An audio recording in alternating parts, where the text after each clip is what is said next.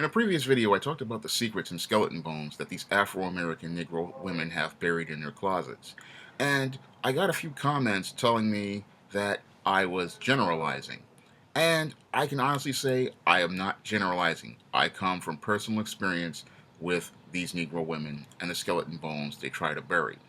2 years ago, when I was at a Chinese restaurant getting some food for my family, this 14-year-old girl walked in and she looked around for about a minute and then she approached me saying that, making a compliment on these brown Chelsea boots I was wearing. I said thank you and I thought nothing of it as I continued to wait for my Chinese food to be prepared. And a couple of seconds later, she walks up to me and asks me to buy her something. And this is an example of the behaviors that these females participate in.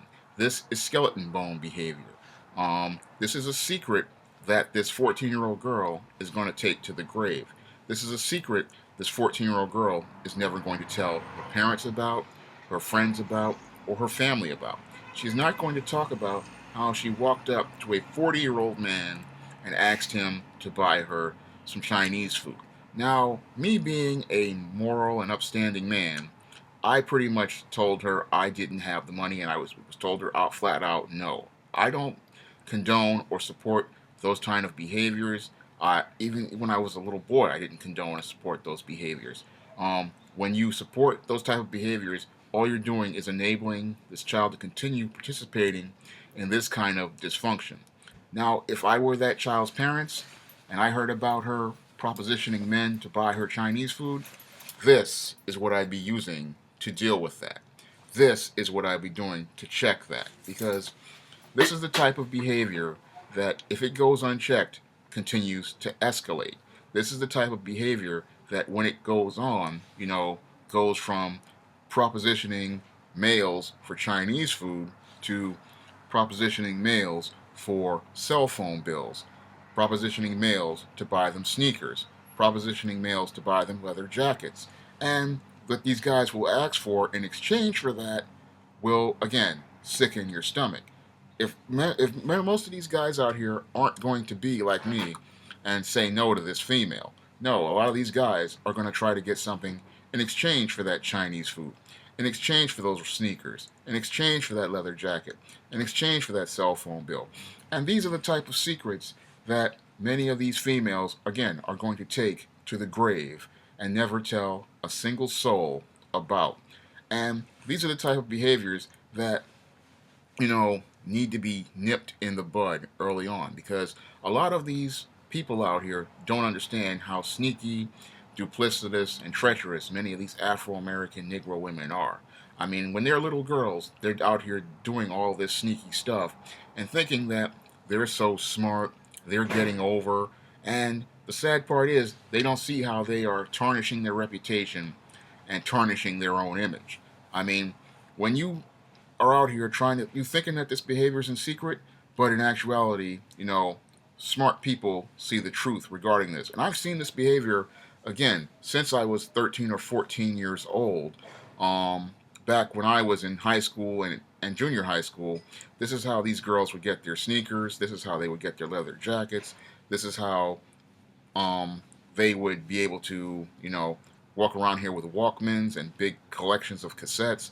This is how they would get their needs met. And this is what a lot of females don't want to come out. That they've gone out here and done these things, under the table and behind closed doors. They don't want anybody to know about these skeleton bones that they have buried in their closet. What they want to do is present you an image of a hardworking, professional, intelligent Negro woman who, is the ultimate image of beauty and confidence. But that's not the case at all. Usually, once you peel back that veneer and you open the door to that closet, you're going to see a whole host of, again, horrifying skeleton bones regarding many of these Afro-American Negro women. These skeleton bones, again, will upset your stomach when you hear about them.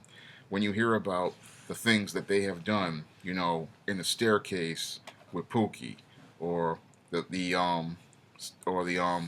back alley with Ray Ray, or in the bathroom stall at the club. They're not going to talk about that. No, they're not going to tell you, any of that. They're going to present themselves as this woman who has a hard time finding a good man, and that the good men, aren't paying her any attention when she's been, making propositions to every guy out here who she thinks has no value in the hopes of getting things of value. And then she's going to go over to the guys she thinks are high end and then present herself as this good woman and this, you know, wifeable female. And this is what they don't want to come out. They don't want anybody to know about these skeleton bones. They don't want anybody to know, about the stuff that they've done under the table and, behind closed doors and the stuff that they've, done in these other countries, because a lot of these chicks, they go on vacation, they go to these other countries, like I've talked about in the previous video, how they go to, places like Jamaica, or they go to Mexico, or they go, even to another state, and they have random hookups with these guys, and they don't want anybody to know about that. And some of them don't want you to know about certain jobs that they've had in the past, like stripper, because a lot of chicks, they've done the stripping thing while they were trying to pay for college. And they don't want any guys to know about that, and they don't want anybody guys to know about what goes on in these clubs and how some of these chicks even take these guys home and they have fun with them, and they don't want people to know about things like that. They don't want anybody to know about these skeleton bones. They don't want you to even know that some of these chicks have even hooked up with your best friend behind your back, or the foreign store owner for a cup of coffee, or when they were kids, a little Debbie snack cake. They don't want anybody to know about these skeleton bones.